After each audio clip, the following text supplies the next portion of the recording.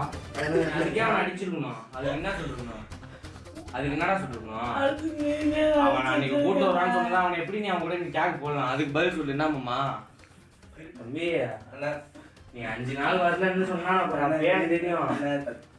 Nike அந்த இடம் ரத்தம் வந்துட போகுது மாமா. டம்மு மூஞ்சில குத்தம் போல வருது மாமா.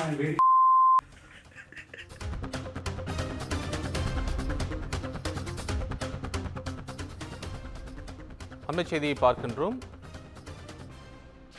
கஞ்சா விற்பனைக்கு மாணவர்களை கட்டாயப்படுத்தி ஈடுபடுத்தியது வீடியோவில் அம்பலமாகி இருக்கிறது. அந்த வீடியோ வைரலாகி வரக்கூடிய சூழ்நிலையில் காவல்துறை நடவடிக்கை எடுத்திருக்கிறது என்பதையும் பார்க்கின்றோம். கூடுதல் விவரங்களை செய்தியாளர் பொய்யாமொழி வழங்கிட கேட்கலாம். உங்கள் விவரம் சொல்லலாம் பொய்யாமொழி.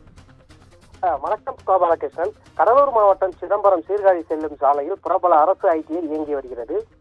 இதில் பாத்தீங்கன்னா சில மாணவர்களை குறிவைத்து கஞ்சா கும்பல் அவர்களிடம் கஞ்சாவை கொடுத்து விற்பனை செய்ய கூறியுள்ளனர்.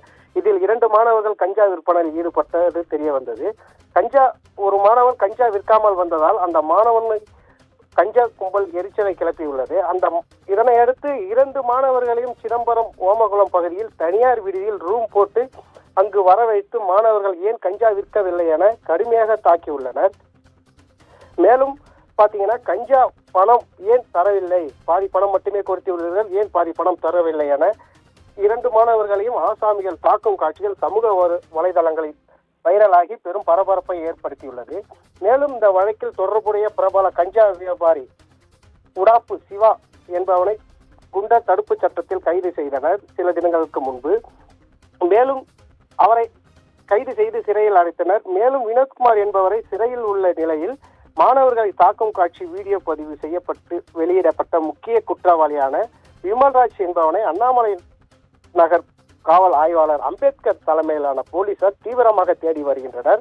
மாணவர்களை தாக்கும் இந்த காட்சி சமூக வலைதளங்களில் வைரலாகி பெரும் பரபரப்பை ஏற்படுத்தியது. கோபாலகிருஷ்ணன், நன்றி உங்கள் விவரங்களுக்கு பொய்யாமொழி.